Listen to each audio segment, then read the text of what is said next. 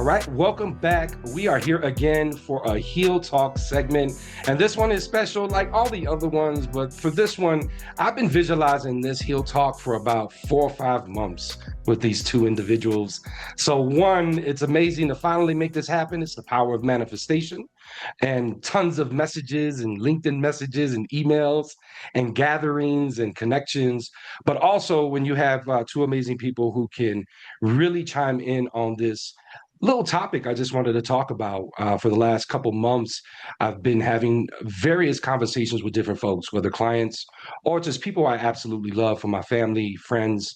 And the conversations all revolved around social anxiety and how we face it, the things we go through it.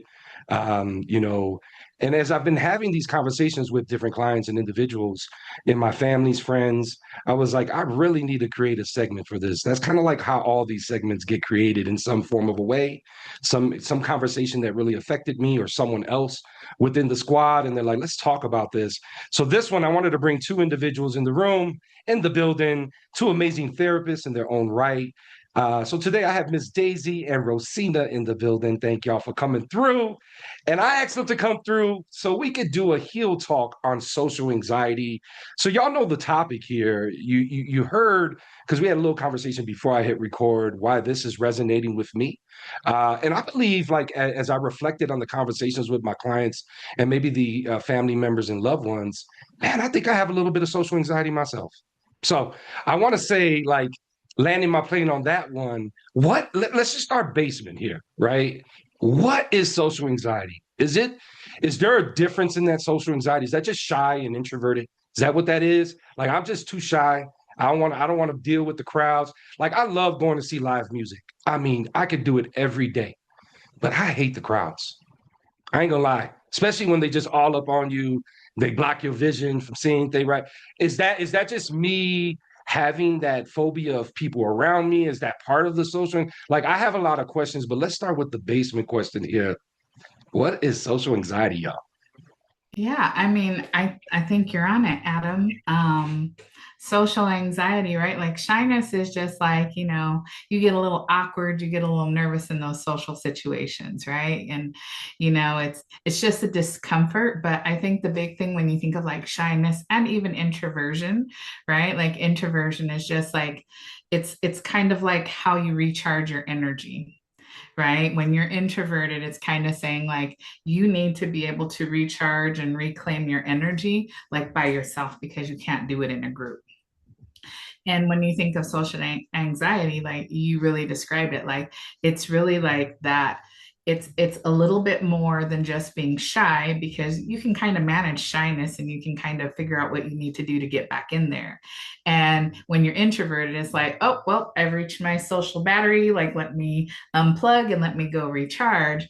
But social anxiety, like, it's really the overwhelm, right? And I think that's kind of like the hallmark of what social anxiety is that you are overwhelmingly like fearing, worrying, right? Like really just avoiding, and you really like take some behaviors to like shift away from those social situations because it's so uncomfortable. It could be sweating, it could be the heart palpitations, the shaking, right? Because you're like, oh my God, I'm about to go out in public. Like, what is this?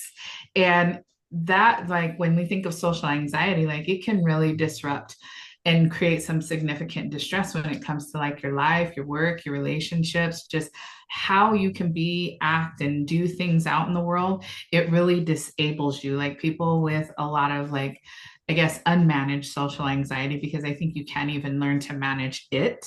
But like without it, like they're just, it's so uncomfortable and they are just so disrupted. And it really takes a lot for people to like figure out what tools they need, whether it's I've had a girlfriend, we were talking, she calls like her husband her emotional support person, right? And she's figured like when she has her emotional support person, she knows what she can do for how long she can do it. And I think each person figures out kind of what their own device is, but I think it's just like that distress. And that's really the hallmark of it, is that it really disrupts the way that you can be, act, and experience the social world. And you're so distressed by it. Yeah, that's true. Everything Rosina said, right? It's golden. And when I think about um, social anxiety, I think about how hard it is just to share spaces with people, right? It includes a lot of fear, it includes a lot of excessive worry about performing. I think about that, right? So kind of thinking about feeling judged or, are people going to think I'm like not interacting, right? I think a lot of people with social anxiety try their best to mask what's happening for them so that way they can still be present and maintain some sort of connection with people. But really, people who have social anxiety, it's really hard. And they wind up thinking about it for a really long time. So that if there's an event coming up, sometimes there just can be a lot of worry and excessive thoughts about even going, right? Which might lead to some avoidance behaviors. So then they're not actually going. They spent all this time thinking about it, and then it's still really hard to show up. So when I think about social anxiety, I think about, that distress that Rosina mentioned, and really that like internal struggle to access the parts of our nervous system that are actually able to hold us in spaces like that. So our ability to feel safe in social spaces is hard to tap into when you have social anxiety. And I think of shyness and being introverted as personality characteristics, right? We all have a little bit of that, but it doesn't feel scary. And that's kind of how I tell the difference between that.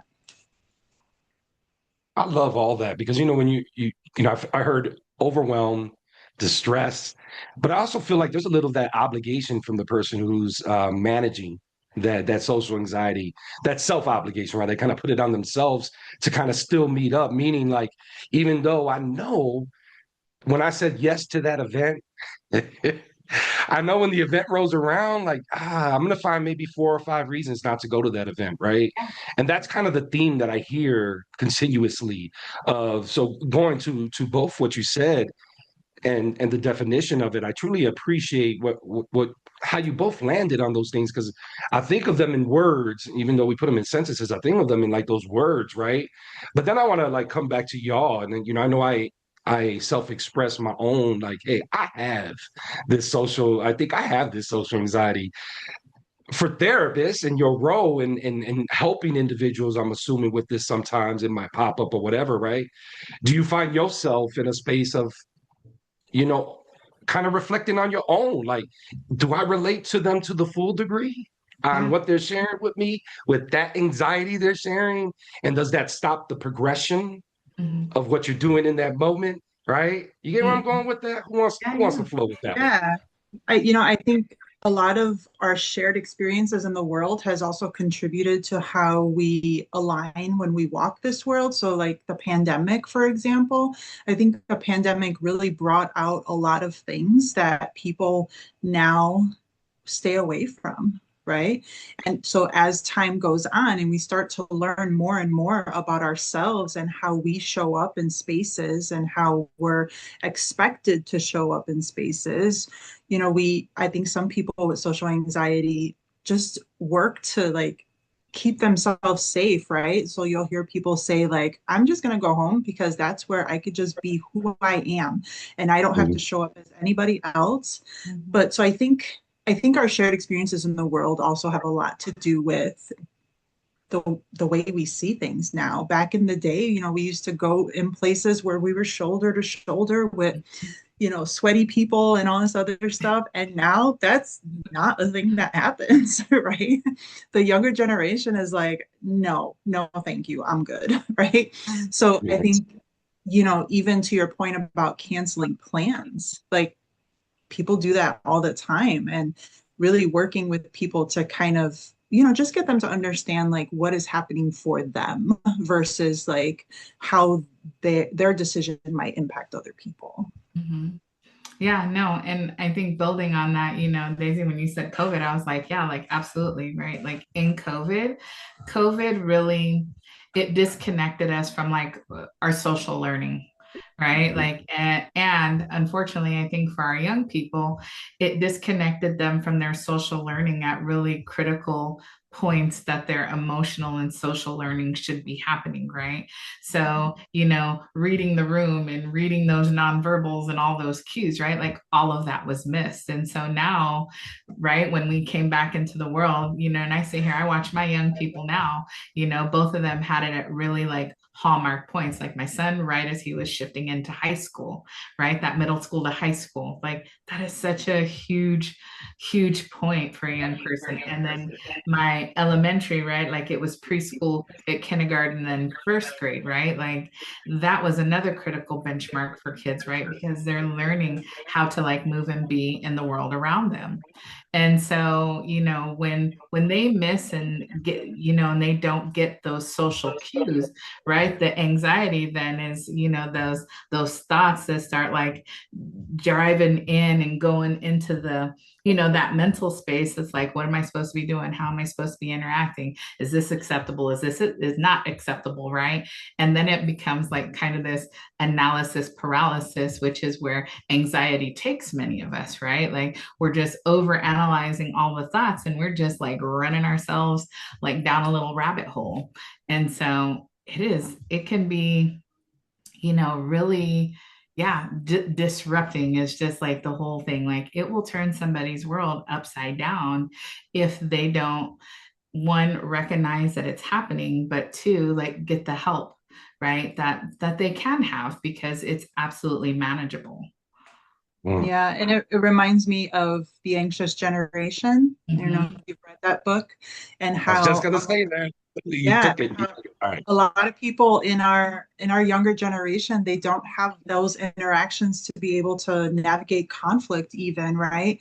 So then it becomes, more impactful to them at a much smaller level, right? Because they Mm. don't have those tools to be able to really work something out with someone or problem solve or anything like that, right? That front part of the brain that's continuing to develop is not getting what it needs, so it just kind of freaks out and it's like, oh, whoa, what's happening, right? So then they kind of just stay away from it.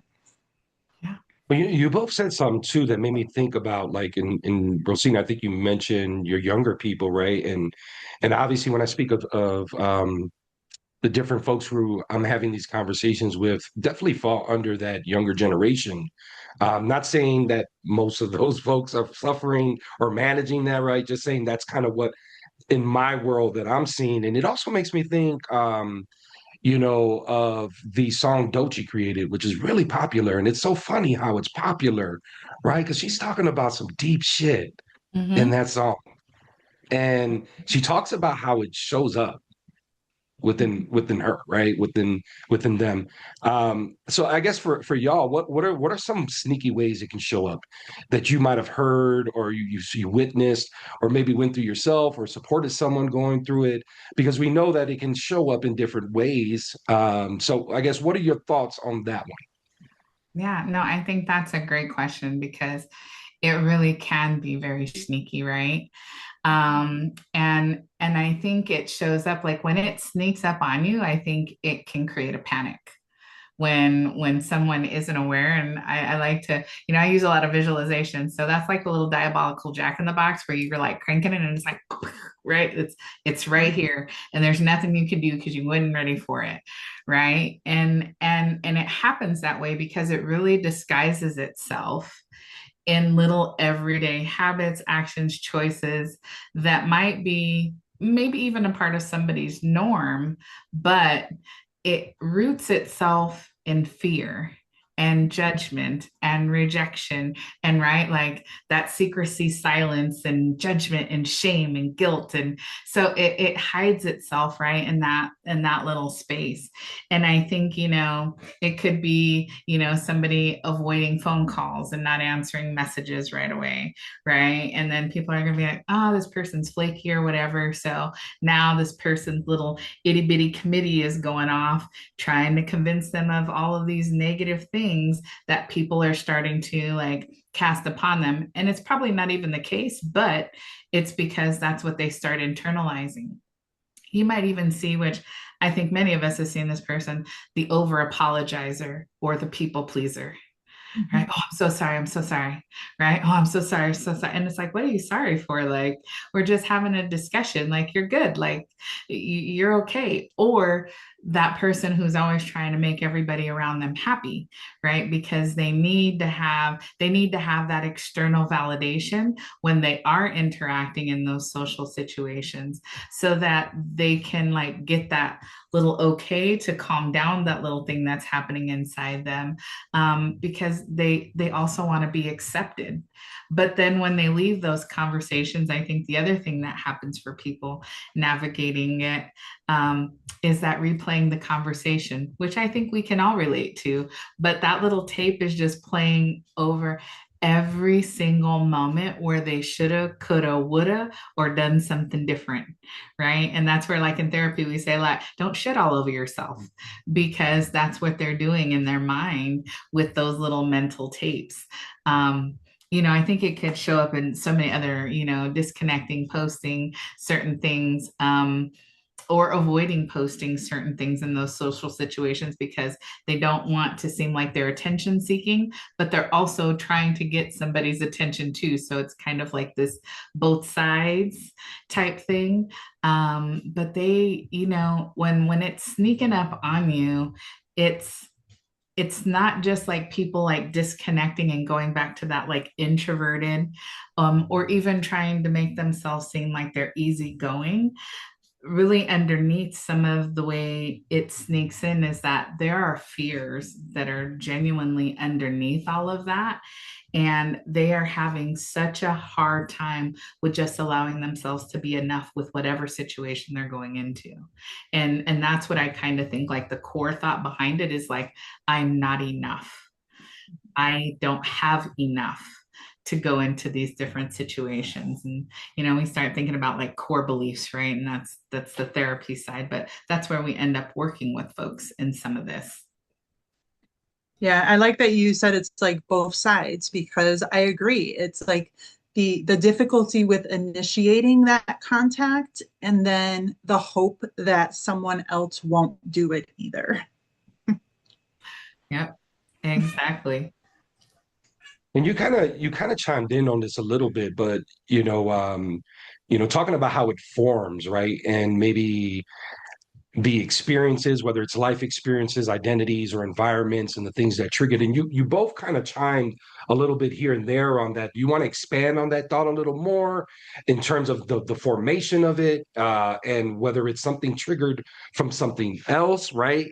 Because we didn't even touch, or I didn't even ask, and I can ask this as well. So it might be a two-parter. The part of the forming, but then there's the part of the separation between social anxiety and just anxiety, Mhm. right? The lanes and where they live, do they commingle? Do they tend to flow with each other, right? Is one feeding the other? Those are three questions now. Let me Oh, know what y'all feel about that one. yeah, they kind of are three different parts, like anxiety itself is just, it's kind of like the broad stroke of where, like social anxiety, I guess you can say, is more of a specialized way because it's geared towards the social situations, right? We all have some general anxieties, whether it's, situations, experiences, uh, whether it's mastery of, our thoughts about like how we feel we've mastered certain things, right? Like anxiety, just like in its broad stroke, can be just like these thoughts, right, that are manifesting up here around our fears of sometimes even if we have enough knowledge, skills, or abilities to just kind of be in the world around us. And so we get a little nervous, scared, whatever, because those doubts. And that's where I think all anxiety, and Daisy, you absolutely can chime in, but these are my thoughts about this. I think all anxieties live in this, like, am I enough? Right. And it's challenging. And that's where the itty bitty committee gets to chime in because it is amplifying the negative beliefs. It's amplifying the times that they've had slips, slights, indiscretions.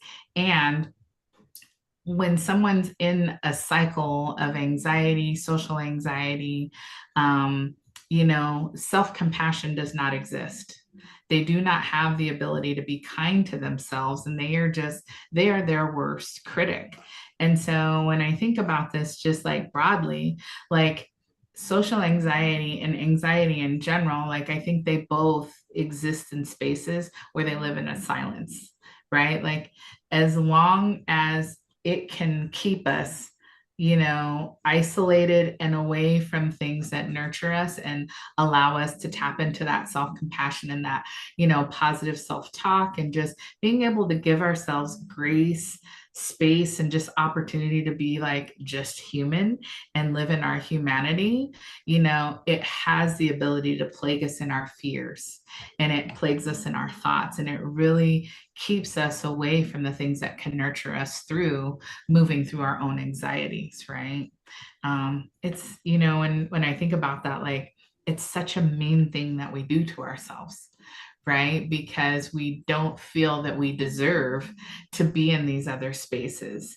And in some ways, right, like some of it has been acculturated, right? Because coming up, most of us, I think, came from parents that didn't allow us to be nurtured like our mistakes. Like you had to have it right. You needed to get it done right the first time, because we also didn't have this luxury of time and this luxury to just kind of be flexible and work through things, right? And so, I think social anxiety and anxiety itself comes out of like even some perfectionistic tendencies that we've kind of been molded and acculturated to, that don't really give that grace, space, and opportunity for the mistakes and just our flaws of being just human, right? Yeah, I think you said all the great things, right? That you really encaptured the overlap between the two and then how they exist separately. And when I think about, you said through childhood, right? And like I was really thinking about childhood because it really forms like how we make decisions and hold space. I think about the brain and how the brain changes over time, and even when exposed to trauma, and we all can define trauma differently based on our experiences. However, like there's different types of trauma that we experience in childhood just from being raised, right? And we don't really realize that until maybe we get older, but kind of like looking at the neuropsychology of it and how, those early experiences that you spoke about, Rossina, like they change the way we handle situations, right? They change the way our nervous system is able to like tolerate thresholds of things, right? So that starts to get smaller and smaller. And it's very interesting because, there's more and more research happening about it now. And even when mothers are, pregnant mothers are, experiencing their own trauma, their own anxiety, their own difficulty navigating mental health, babies can be born with lower tolerances of handling things, right? So there can actually be some chromosomal changes that are happening where they grow up to navigate the world with certain mental health challenges or obstacles in place. So I really think about the whole big picture when working with people and being able to understand like what their journey has been, going back as far as they remember, as well as like what's happening for them now in the moment. Yep, that's that biological predisposition, right? Like, it's that nature turns into the nurture and the nurture to the nature, right? Like we have that age-old discussion all the time. Yeah. But yeah, I mean, all that stuff is passed on to the babies, right? Yeah. Someone who's coming from an alcoholic family, right, has a higher predisposition to experiencing alcoholism in there, right? And so all mental health and mental illnesses, right, like all come from that same vein. All these things can be passed down, right? Yeah. It's And so it kind of goes into that like the feeling of they did something wrong, that they're not enough, and without even realizing that this might be something that they were exposed to very early on outside of their control. So now it really is just about learning about themselves as they are today, right? And going from there on how to navigate this. And and what we can do to work together to understand like what tools they need in order to feel safe in social spaces. All right, family, let's breathe right here. Social anxiety isn't always loud. Sometimes it's quiet. Sometimes it's just you sitting with that voice in your head asking, why am I like this? But the truth is, you're not broken. You're not alone.